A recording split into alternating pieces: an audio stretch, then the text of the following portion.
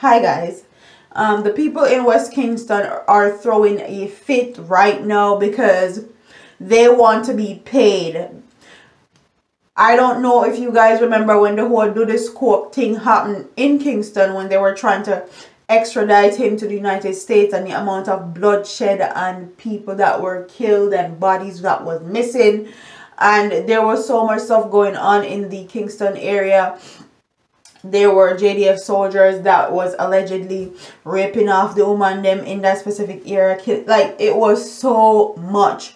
Well, people are, despite having run into a major roadblock during the Commission of Inquiry into the 2010 Security Forces operations in Tivoli Gardens, the wider West Kingston Lord D. Aguilar, convener of the Tivoli Committee, has not lost his appetite for confrontation with the national state officials and attorney. His last project is another protest over alleged non-payment of compensation money to some victims of the security forces operation mainly in the Tivoli Gardens in 2010. In a release to the media on Sunday, went on the offensive in declaring that Jamaica is drifting towards a police state, which he said is a move that must stop. In urging support for a protest in Kingston on Monday at 11 a.m., he called for the backing of the exercise to send a message to Prime Minister Andrew Holness that the drift towards a police state must stop. The Aguilar cited a double standard in relation to Holness and local and foreign postures, declaring in the process that the Prime Minister appears blissfully deaf, dumb and blind in this drift. We need to send him a strong message. One of the symbols of being deaf, dumb and blind is not only that Prime Minister Andrew Holness gave a very unconvincing apology in Parliament to the people of West Kingston who suffered acts of terror committed by the security forces in May 2010, but he has refused to respond to their letter seeking a meeting to discuss the fact that hundreds of them are yet to be compensated. How it is possible for Prime Minister Holness to recognize the need to compensate the UK Windrush victims, but not his fellow Jamaican citizens who were victims of terror committed by the security forces in 2010.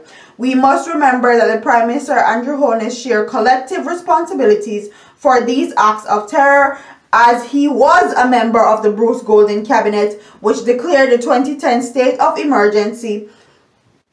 Was he just engaging in public relation posturing while in the UK? We are demanding that the Prime Minister publish the terms of reference given to his compensation committee chaired by Mr. Sawyer Payton. Its committee decision-making process lacks balance and knowledge of what transpired in 2010.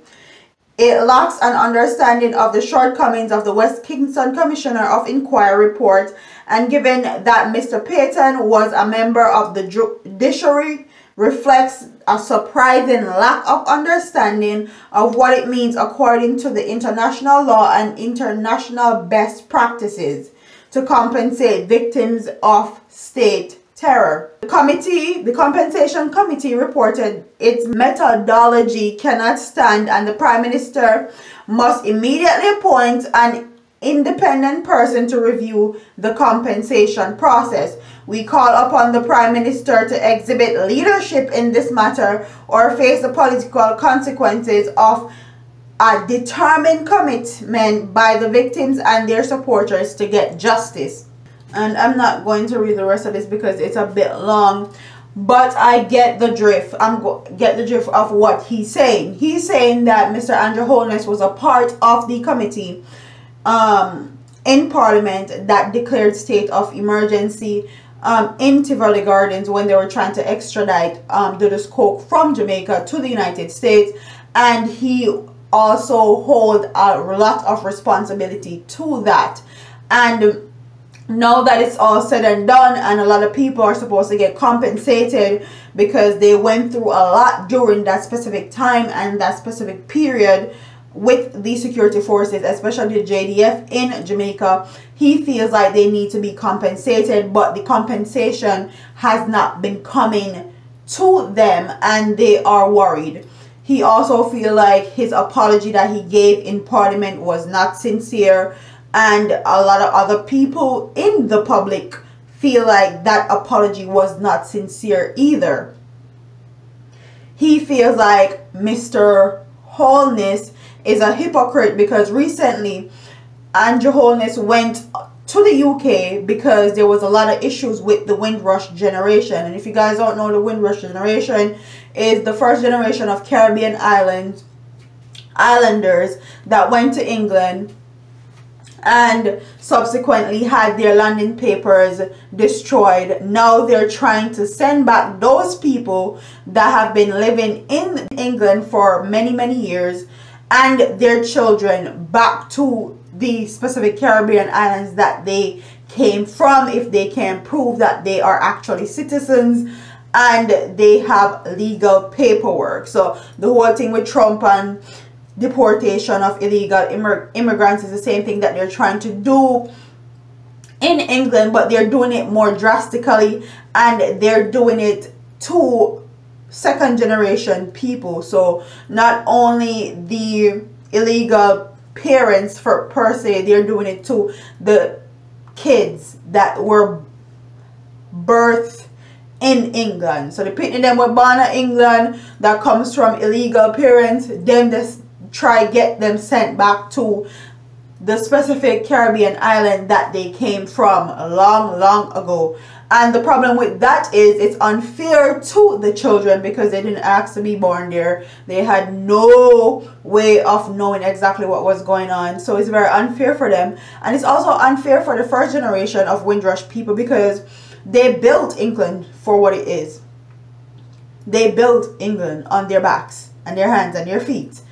And it's very unfair because there were a lot of people that got their information destroyed, and the person that destroyed the information of them coming into the country is also the one responsible for trying to get them deported, which is ironic.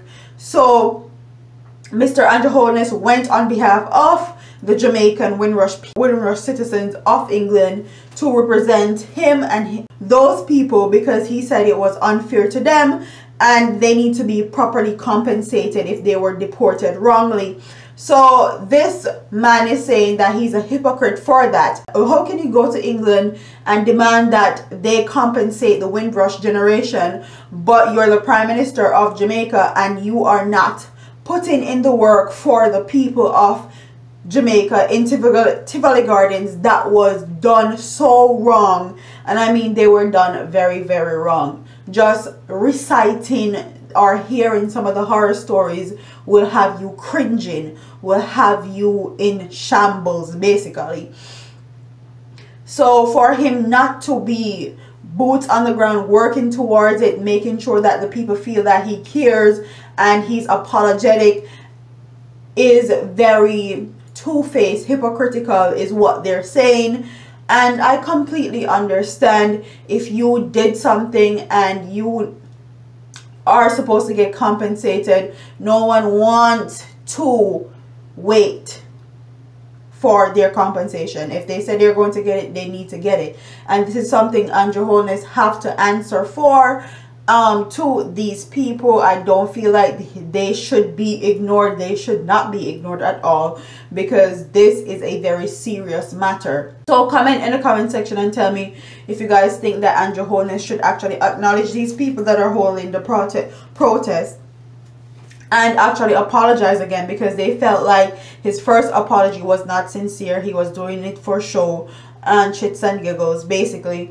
And do you think that Andrew Holness is a hypocrite because he went to United Kingdom talking about compensation for the Windrush generation, but he's not talking about compensation for the people of Tivoli Gardens in Jamaica that are not being compensated because of his direct influence, because he was in Parliament when they did all of that, and he also holds the responsibility now since he is the Prime Minister of Jamaica.